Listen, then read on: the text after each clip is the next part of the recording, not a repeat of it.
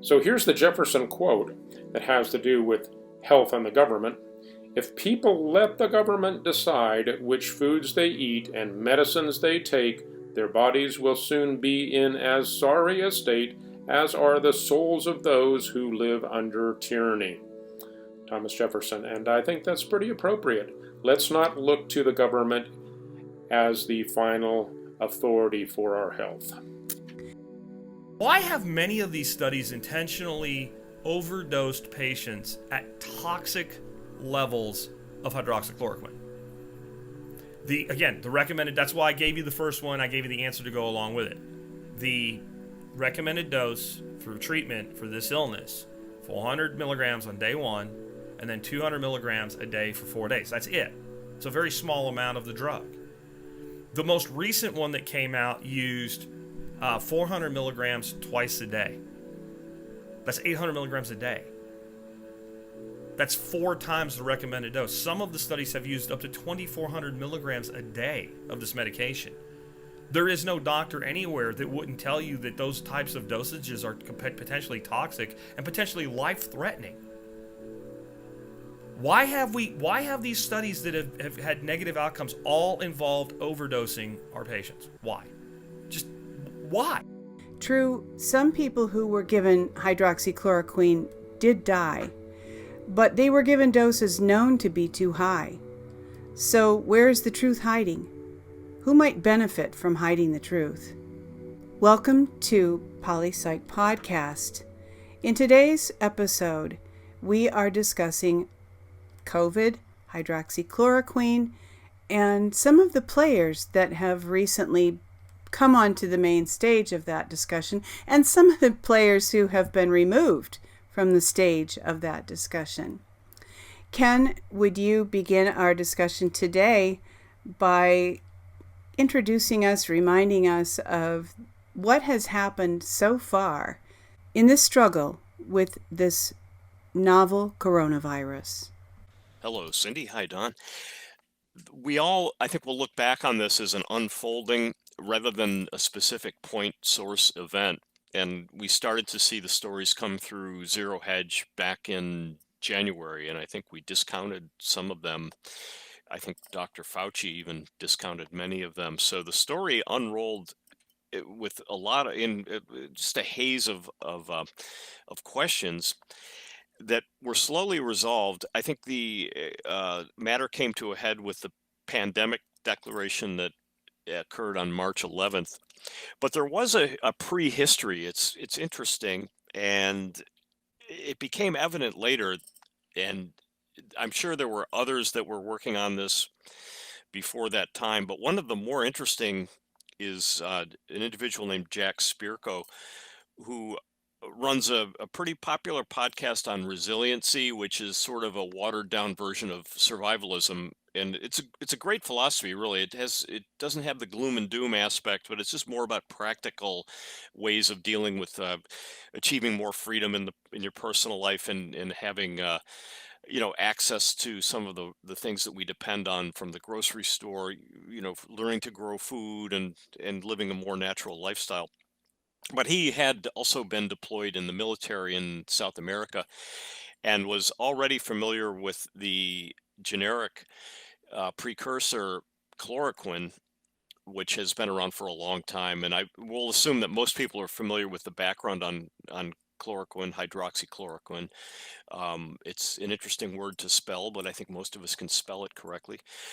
Incidentally, Twitter very commonly introduces misspellings in their drop-downs that are fascinating. There are about 6 different versions of the word that they'll give you a choice to sift through. But in any event, the hive mind of the internet really helped, I think, in the initial stages. And in that process, Jack Spirko described in one of his podcasts, and we'll play a clip. We've known about this from the Australians since 30 days ago. We've known about this. There's all kinds of regulations with production and things like that. It's part of the delay here. And I expected, oh, gee, we found this. Let's start using it and saving people's lives with it. It's not that simple. This medication, Cosequine, And if they ask you to take it at some point, don't be afraid of it. I took it multiple times on tropical deployments to prevent malaria. Not only does it have a cure rate in this peer-reviewed study of 50 out of 50. Let me say that again. They took 50 patients, they gave them this medication, they got rapid cure and total destruction of the virus in 50 out of 50. It's almost unheard of in a medication against a virus. And it also protects the lungs. And one of the things that you need to understand to get what's going on here is this is almost two different things. And that's why they tried the HIV drugs, because in some ways, the HIV virus causing AIDS is a lot like the Corona SARS-2 virus causing COVID-19. The process of petitioning the White House and his work with somebody in Australia when this first started to emerge, the what we now call the COVID-19, and not.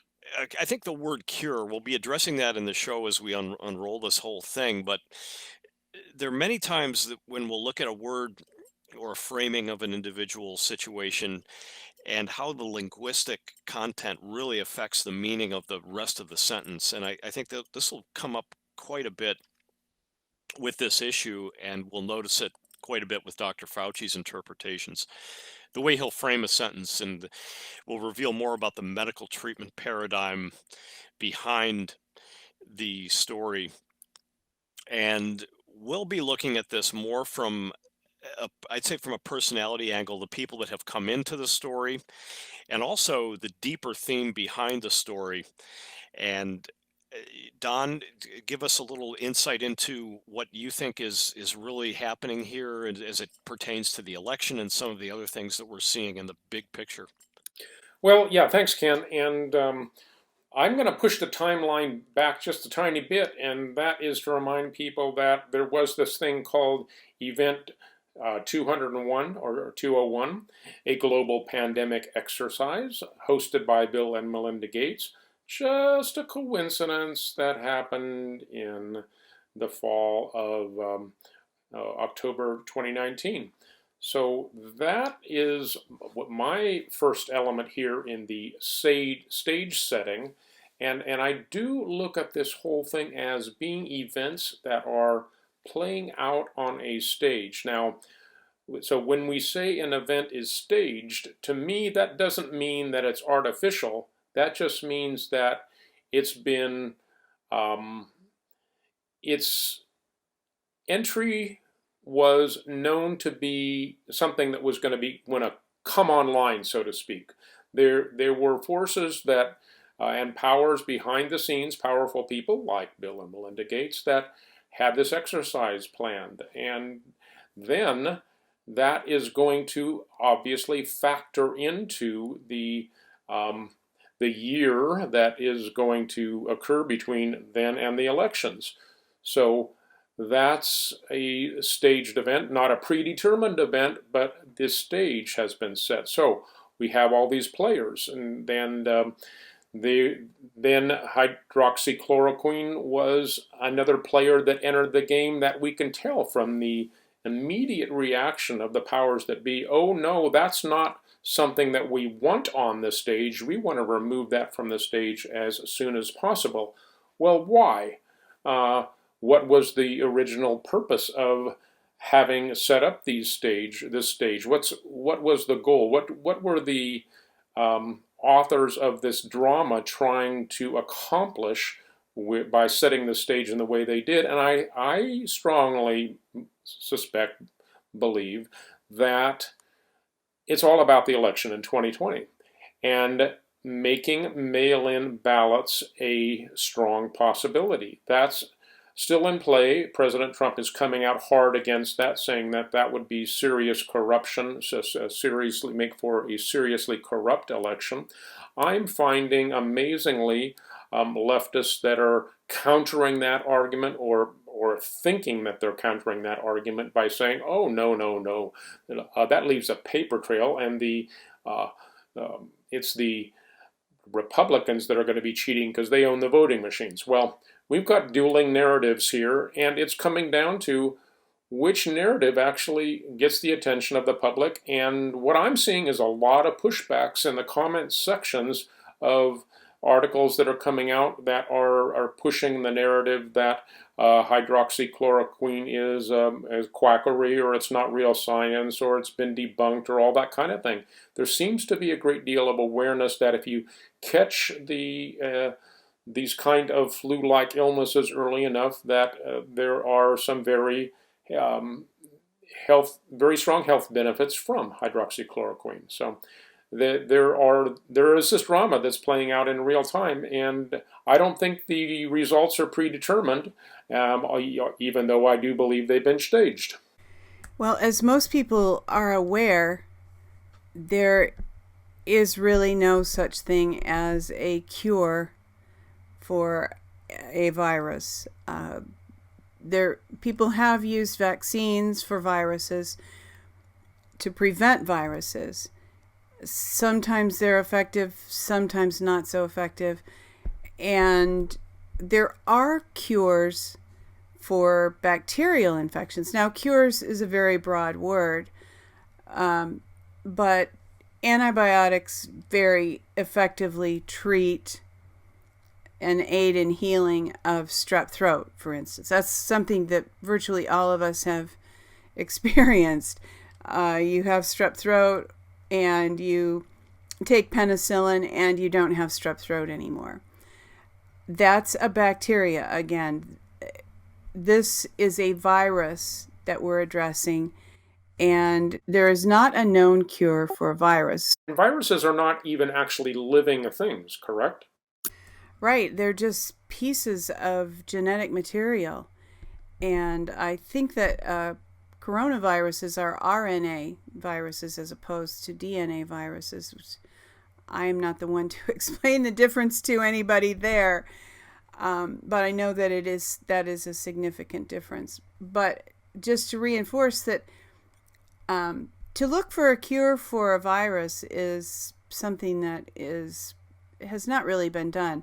However, malaria is a virus, and malaria has been very effectively treated through the use of quinine, chloroquine, and hydroxychloroquine, depending on what period of history we're talking about. There's been kind of an evolution of this drug. And Ken, would you like to talk a little bit about bacteria and antibiotics, and it was almost by accident that people discovered antibiotics, wasn't it? Yeah, it came out in one of my my grandfather fought in World War I, and at one point they started to develop infections, and if they noticed a soldier that was debilitated and had swelling or just trench foot, I think they would call it. So what they would do, and they had no idea why this worked, and he wrote about it in his still unpublished memoir of that time. They would take the soldiers to a Trappist monastery in Belgium, and they would tell them the good news was that they could eat as much as they wanted, and the bad news was it was all moldy fruit. And they had no idea why this worked, but if the soldiers went there for about 2 or 3 days and ate nothing but the moldy fruit, they would come back out and the problem would have resolved. And that was penicillin. That was isolated later. Semmelweis, I think, or somebody, they eventually figured out what this was when they put it in a petri dish. So that was alluded to in the memoir, so I haven't actually gone through to see. Maybe other places had done the same thing, and that sometimes does happen in history, where you'll have multiple eruptions of a cure or a resolution to something. But getting back to the word cure, I don't know if there is a cure for anything in the conventional sense. There's usually a very specific strategy of cellular defense of one sort or another, and whether it involves RNA or DNA, this is what the virologists would do, and they are fairly competent at figuring out what's under the hood. It's just the problem comes in when we bring in the profit motive. And I think that profit motive was thwarted by the presence of this discovery that hydroxychloroquine, in combination with zinc and other things in the early stages or as a preventative. And again, this everybody's been over this, at least people in alternative media know that it's a preventative and early stage. Yet we'll find Dr. Fauci constantly pointing to a study that where the treatment, maybe hydroxychloroquine by itself, was administered in doses that would classify as overdoses, really, especially for people whose bodies are already compromised by pre-existing conditions or whatever. So, man, I don't want to call it murder, but it's not good. I don't think it's what they did was particularly ethical. I guess we'd have to see more of the details about it. But to refer to studies where this treatment, this is what we have to call it, as a treatment. It's not a cure. I mean, there is no cure really for anything. Are you saying, Ken, let me make sure I'm hearing you right, that people might be motivated to actually end human lives because they value money? I don't know if they do it, honestly, I don't know if they do it consciously. I think that may be regarded as collateral damage, or maybe they just push it out of their minds completely and just plow ahead and just soldier on. And we're all familiar with the psychological studies of how that can work in a group. Yeah, I have to ask you because this is a psychology show, so we got to cover the psychological aspect. What's going on behind these people's minds? Well, we're one of the psychology 101 with the administering of the shock. They had that one test where it was all staged, but where people would just become, if they had the proper social reinforcement, you would just sort of fall into line with whatever's going on. And I think the medical community, what we call the established pharmaceutical community, has very high level of social cohesion. And they just kind of go along with the company line, and that's kind of what's happening here, I think, with this whole thing. Well, wait a minute. The other thing I've got to ask you is, wait, so you're making capitalism the villain, but isn't Donald Trump the arch capitalist, the very embodiment of capitalism? So what's going on here? Well, I think the pharmaceutical industry is functioning as a social organism, and it's actually defending against an invasion by, call it a virus of, a simpler cure that sort of circumvents the need for high-end pharmaceuticals. The remdesivir doses are, I think, $1,000 a pop or something, and even some of the therapeutics that they're talking about, injections, RNA, essentially reprogramming the RNA system. That's kind of scary stuff. So, I'm going to listen a little more to the hydroxy and at least try to see if there's a debate that can come out. I think Jack Spirko addressed this very well in his, he released another video last night. This is, again, going back to the person that I was tracking in the initial stages, who had the hydroxy and introduced it. But with that in mind, Cindy, to get back to what you had said, I think every organism on Earth, plant, animal, fish, bird, whatever, it's even a single cell organism needs to defend against or basically interact with its environment in a way that will be life-giving, as opposed to the possible parasitism or destruction of that organism. It's an instinctive process that's been perfected over millions of years, really. And it doesn't just we're not just looking at mammals, or we're looking at everything, every single thing on Earth. It has this ability to differentiate and live essentially in its own biome, so to speak. So we can't really cure these things as much as come up with a strategy to either adjust to it or circumvent the activity of these invasive pathogens, whether they're viruses or the single strand of viron. Last thing on this topic is, I believe that the human body has a natural ability to interact with small samples of virons very small doses of exposure to things is part of the natural order. And, we talk about masks and face shields. Next time you cut up an onion, you can feel, and I don't know what the micron size is of an onion, aroma, but you're cutting the onion. It's about 2 feet away, and your eyes will tear up. And I'm beginning to wonder if the atmosphere itself, with all the virons floating around, that we have a natural ability to absorb small samples of all these things for a reason. And that reason is to fine tune our ability to move around the world. But our world is smaller. This is one of the problems with mobility. When you're bringing people in from other countries, cars, just all the different things that we're exposed to that we didn't evolve with over time.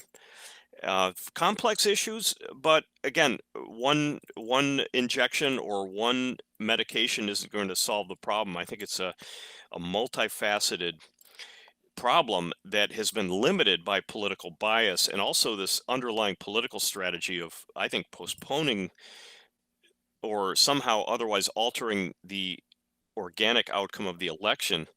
And I think that template has been pasted on over the top. It's an overlay that has destroyed the ability for people to debate this issue objectively. I'm not certain that it's an overlay. Considering Event 201, and if there is a dark conspiracy to rule the world, all of these that would explain all of these puzzle pieces, unfortunately. But I don't think that we want to really focus on that.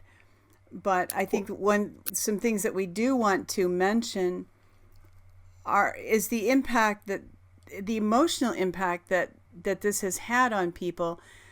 Anybody who's been out there in social media, I myself have had family members who I would swear are paid trolls. Some of the crazy things that they're saying, because I avoid direct arguments. That doesn't help anybody. But it's nice to just put little tidbits out there, little breadcrumbs to help people maybe find their own way. But the emotional response is so strong that it's obvious that there's been a deep, deep fear response that's been triggered in people. And I suppose we can consider that in the context of survival. Are people really that afraid of COVID-19 that they actually accuse people of being murderers for not wearing a mask? There's such an irrational thought process here. The only thing that explains it is extremely strong emotions. And I believe, and you probably both have some comments about how that fear can be, the force of that fear can be wielded as a weapon against Donald Trump, or maybe the tide will turn and that fear will be wielded as a weapon against Dr. Fauci when people begin to learn some of what his approach has meant and been inspired by. But I really want to, because we talk about a lot about feelers in our shows, how this is all about feelings. Everything that's happening with COVID, whether it's safe to have the election, whether hydroxychloroquine is safe or dangerous, whether we get vaccinated. There's the motives here, and I want to say under the surface, but they're very close to the surface, are just raw, screaming fear. Definitely, Cindy. I can't help but think of the famous quote that's attributed to, many people, but Benjamin Franklin is one, that the government that promises you safety will soon be able to, you won't be able to have both the liberty and the safety. You can't have both. And this people that are sensitive to tyranny can see this in process, but people that are not just don't. There are some really good quotes. I was looking for one as you were talking, but I haven't found it yet about that. Basically, Thomas Jefferson warned us about what the having a government act like a doctor would be like, and it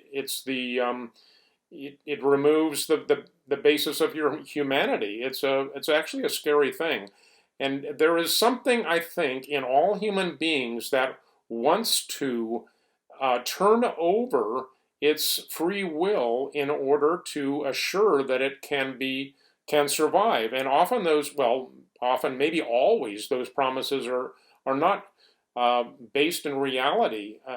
And this this whole battle that we're in a scientific sense is very much that way. I can't help but look at the context of the original, the basically recognized as the father of modern germ theory is Louis Pasteur, and he's the one that pasteurization comes from, is named for him. And that's how you keep your milk safe. Well, raw milk is not pasteurized, it hasn't been cooked, and therefore you have these organisms that can become a problem in the milk before it's pasteurized. So that's the context in which the people think of germs as being so important to eliminate and that they're so dangerous. Well, here's a quote from Louis Pasteur on his deathbed or close to it. And there was this debate at the time between which was more important, the microbe or the germ, or the organism or the terrain in which the germ or microbe grew. And Louis Pasteur actually said, Bernard was right. The germ is nothing. The terrain is everything. So really, your body, what he's saying is your body has the ability to defend itself. You just have to give it what it needs. And that's the situation that we're in. We have to admit that people's understanding of what a cure is very warped by this desire of people posing as the safeguards of your very being. Government is trying to keep you safe. The truth is it never can, but the government does owe it to the people to do its best.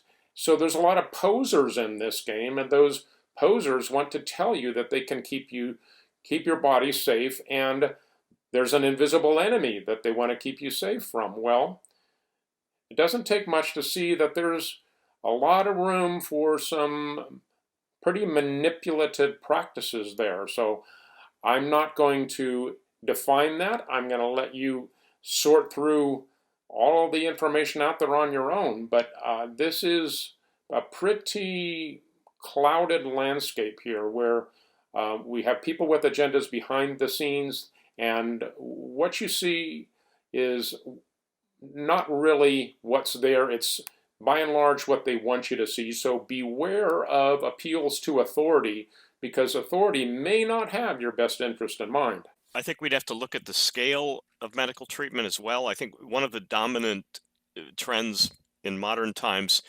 is to increase the scale of production. It does work in some industries, and you can't build a car in your living room, and you can't there's a lot of things where you need that large scale. But medical treatment, different story.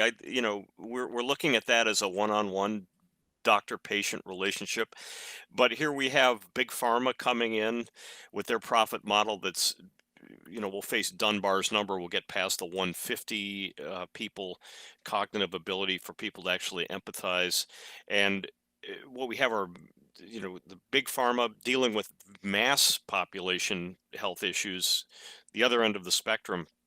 And that may be one of the themes underlying this, but I'm going to quickly zip through some of the names that have sort of taken the stage here, and it's a fascinating array of people. Some we actually do know personally. Dr. Jerome Corsi became involved in this, and I think part of the reason is right away the political significance was recognized when this first emerged. Those who have studied the activities of the Gates and some of the other people involved even Soros had alluded to, George Soros had alluded to a economic catastrophe. So this story always had a potentially dominant sub-theme of political intrigue with it. I don't know if the general public grasps that yet, but perhaps they are now that the cities are burning and we've got this zinc issue right now. But so Dr. Corsi, we also met Judy Mikovits. I don't think most of us knew who she was. Some of us did, maybe I didn't. And her work, Plandemic, and that was definitely censored. And usually when that occurs, you know that they're onto something, at least partially, if not fully, grasping what the deeper theme was. And Dr. Zelenko, also very influential fundamentalist. The sect of Judaism, I think it's Hasidism or one of those, but he's very adamant about his belief in the treatment, and as a physician, he's dealing with patients every day, and that's the level. I think we should look at it from that angle and give the physicians the freedom to do what they do and to fulfill their oath. They have the Hippocratic Oath, which is another version of the oath that we have in the military and government, and it's an ethical issue at that point. And I think to limit that freedom that's a real problem, is when we're facing that as kind of a side topic, but it's a dominant topic for this issue. You can see that the media has constantly been pushing back, but there was a new outbreak of censorship after what we now call the White Coat Summit, and I think they self-defined it as that. And we always laugh. I think when we see this happen, they usually will attack the personalities, and I do read some of the troll comments just to kind of look at the linguistic content. And it's funny how they were saying, well, look, they all have the white coats on, and what else are they going to wear? Jeans and a t-shirt. So I thought that was pretty well done. Their website was taken down immediately. It was kind of a footprint website. It was the vulnerability was pointed out pretty early on. So that's been swept away. I think they aren't going away, and I think the central character there is Dr. Simone Gold, who is the latest personality to emerge, and in consciousness. And I think she will persist. I don't think these people are going to fold up and just go away. They're not sheep. They are very dedicated to their profession, and of course we have the iconic scene of Dr. Stella Immanuel on the steps of the Supreme Court, and I think we'll, in honor of her very brave, outspoken, we'll play that. We're going to play a clip now. Have you ever seen a COVID patient? Have you ever treated anybody with hydroxychloroquine and they died from heart disease?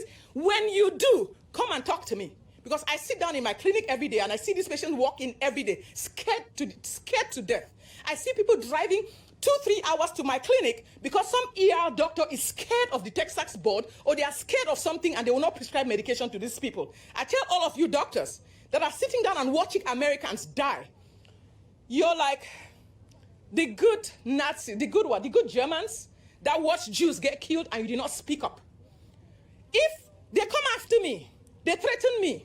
They've threatened to, I've gotten all kinds of threats. Oh, they're going to report me to the boards. I say, you know what, I don't care. I'm not going to let Americans die. And if this is the mountain, if this is the hill where I get nailed on, I will get nailed on it. I don't care. You can report me to the boards, you can kill me, you can do whatever, but I'm not going to let Americans die. And today I'm here to say it, that America, there is a cure for COVID.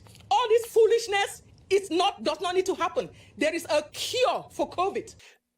So that was very dramatic presentation. I think it was very heavily censored, and for a reason, I think partially due to realizing that we have, the reverse racism issue going on and some other things that are attempting to frame the issue in terms of that political context, and to have essentially a crossover of convoluted their attempt to frame and own the issue of this race division they're trying to promote. So it's great to see a race just become irrelevant, and to have to be able to just evaluate someone's um, dedication to an issue without bringing race into it at all. It just doesn't. It's not appropriate. And I think that's why they were trying to censor this very effective bridge that was created by just this, very dedicated physician who's treating patients, expressing herself so eloquently.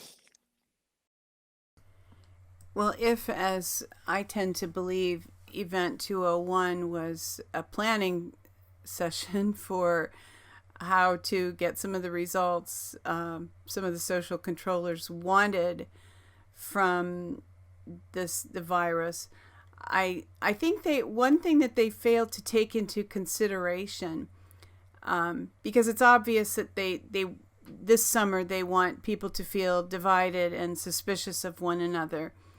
But one thing they may have failed to take into consideration with using this virus as a tool is that it does give us all something in common.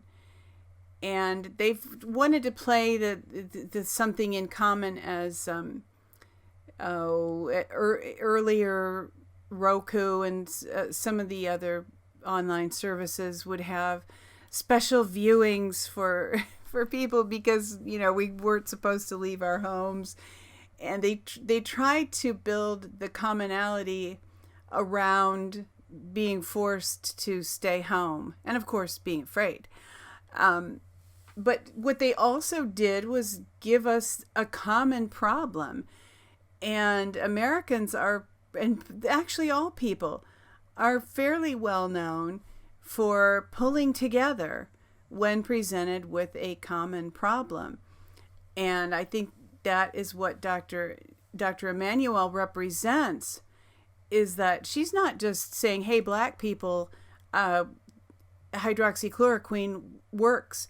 She said that she effectively said that she was willing to lay down her life for her patients, black and white. Race, as one of you mentioned, race is not in this picture. It's people with a common problem. And so I think, all the social controllers have all kinds of ways that they can predict human behavior. But there seems to be a missing element there that they can't predict. I kind of want to say that is the love of God. Maybe we call it the survival instinct, that we're not, and I would like to think that we're not as selfish as the social controllers believe that we are when they formulate these traps for us, that we actually have more compassion and are willing to lay aside our differences to help one another. Absolutely, Cindy. And I really think that one of the dynamics that's in play here is having enough people come to that point where they break through the almost sleepwalking into the trust of government, the trust of the experts, into saying, wait a minute, this doesn't add up. This doesn't make sense. I'm taking back my decision-making process that I was tricked into giving away. And they might even not say in the beginning, might not say tricked, but it's obvious that politicians often pose as the saviors in order to become the master. Famous quote I've used here before. And when people see that in operation, their lives change and humanity changes, because that waking up process, it has happened throughout history. There have been great awakenings. They've not always been as politically charged as this one is.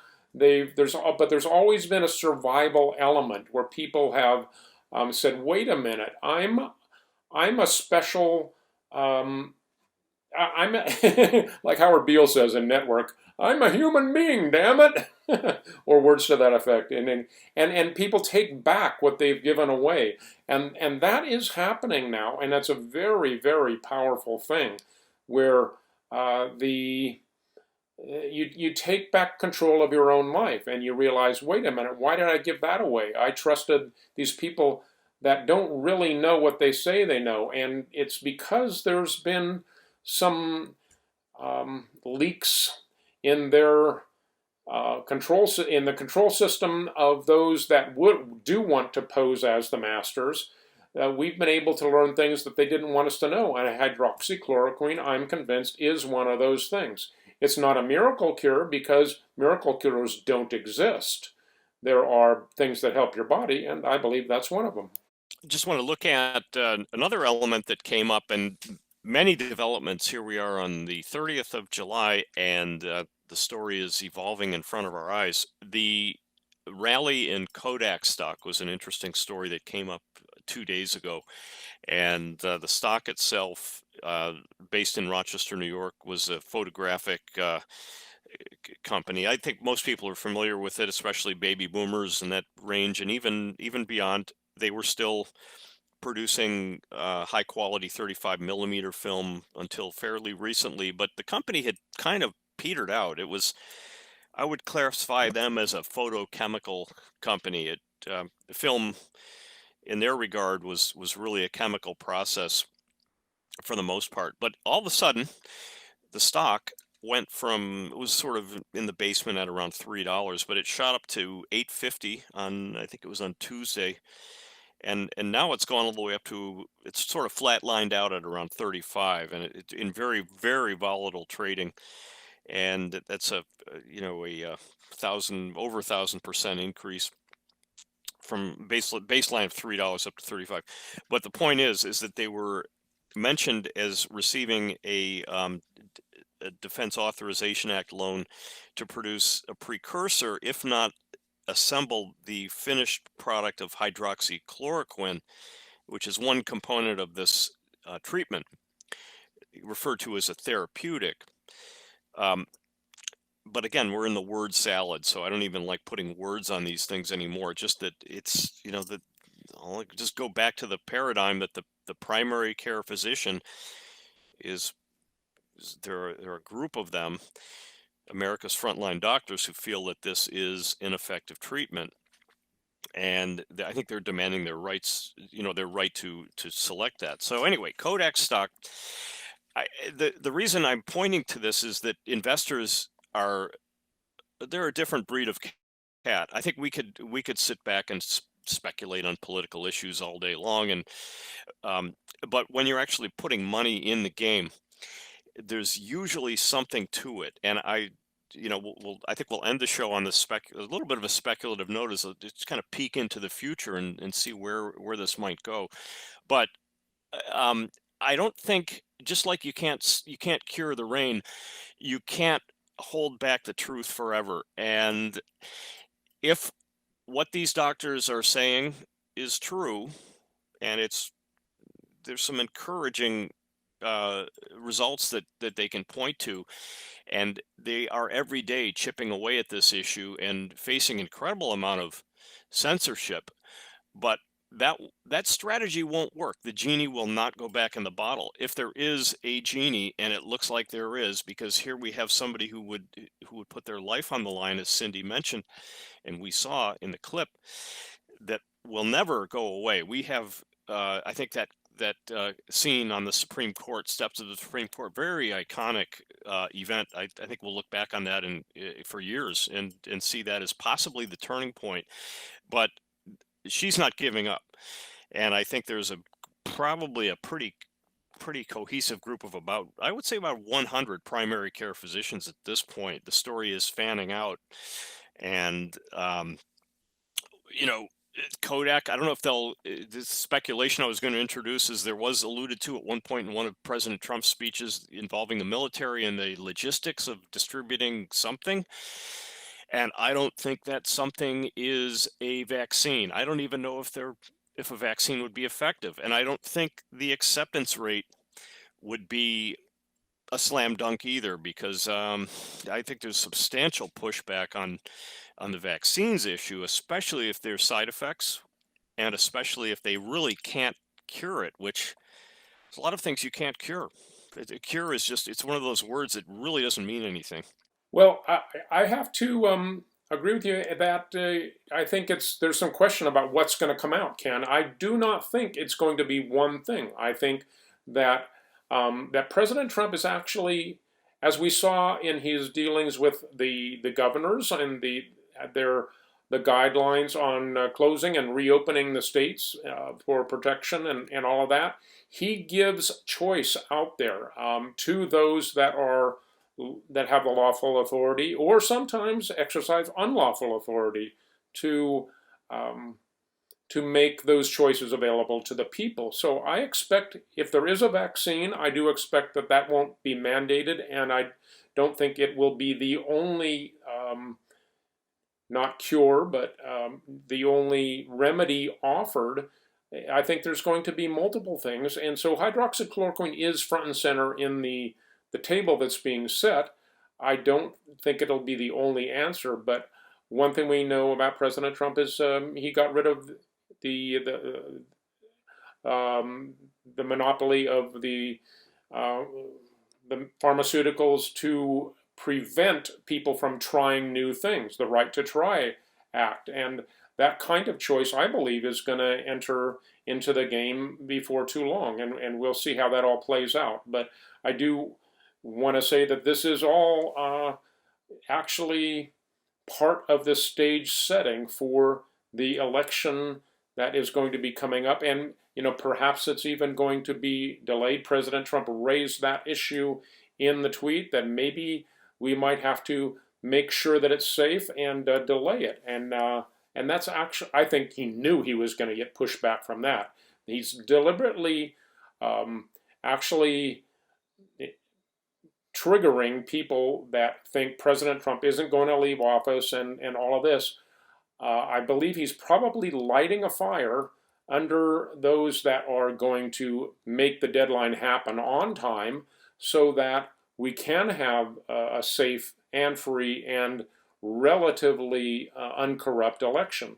So the pushback to his "we've got to make it safe" is actually helping the good guys, or I'll call them that the people that want to preserve American free and fair elections, to give them the impetus to enter in there and make it happen. Remains to be seen exactly how that all plays out, but I do believe that perhaps President Trump's tweet, I think he's a master of reverse psychology. He's put himself in the position of that the Democrats are going to put a plastic bag over their head and not breathe if he tells them that air is good stuff. So it's really amazing psychology that we have happening here, and a big part of that is what happens prior to the elections. Ken, we've all talked a little bit, mentioned the what happened with social media regarding the group of doctors. I know you were online that night. I think it might be beneficial to talk about some of the specifics of what you saw. And some of the things that happened over the next day was that Donald Trump Jr. was suspended for sharing about the doctors. And there's just, the uproar on Twitter was historic. Would you want to talk a little bit about that evening when you first noticed the video by the doctors and some of the things that happened on Twitter as you watched it unfold in live time? Sure. The typical way these things were going is you'd see somebody censored on one of the platforms, and then you just kind of work around it. You could usually, if they censored a Fox video, you could look and find a clip from somebody that just happened to have their cell phone on the television, and the quality would vary, and I'm sure the rights issue would be stretched a little bit. But to answer directly, this was very different because they could see the collusion was very evident between, this was happening on Facebook and YouTube and Twitter all at the same time. And it didn't sink in right away. I thought maybe it was a glitch in my computer, and I actually did reboot at one point. I couldn't get anything to work. I was just trying to post a video of Dr. Immanuel, and they just kept getting pulled down almost immediately. And so it was a very frustrating experience, and it did take a while to sink in. I think, I really didn't believe it was happening until the next day, until I saw the news, or Zero Hedge, if you call that news. I mean, it is. I mean, in alternative media, we've got a pretty wide array of stories. I think Zero Hedge normally prints things first and verifies later, but in this case, it was different. Everybody was seeing the same thing, and it was an incredibly unifying event. And I think this is the problem that the opposition, if we want to call them that, will find, is that our people are a lot more persistent than their people, and I think they've gotten kind of used to that, as telling the MSNBC viewers exactly what they want to hear, and leaving it at that. But as you can see from Dr. Stella's performance, she's not going away, and she can back up what she's saying. Jack Spirko, same thing, not apolitical, not even really a supporter of Donald Trump, but the country is filled with people like that. I don't think the left really, the thought crafters really know what they're up against, and they're making a lot of mistakes. And I just, last comment is, I think one of the deeper underlying themes that we'll face in the big pharma dealings is that their paradigm is based on the treatment template, basically, where you get a disease, what they call a disease or a condition, and then here comes the pill to treat it or to cure it, or whatever word they want to use, but they're waiting for the problem to emerge, versus the prevention paradigm, which is a little more common in holistic health and some of the other areas where you position your life or your diet or what have you to avoid coming in contact with these problems. And I think we're still going to have some problems, getting that paradigm through, because one of the issues with the hydroxychloroquine, zinc, and vitamin D, also I'm hearing,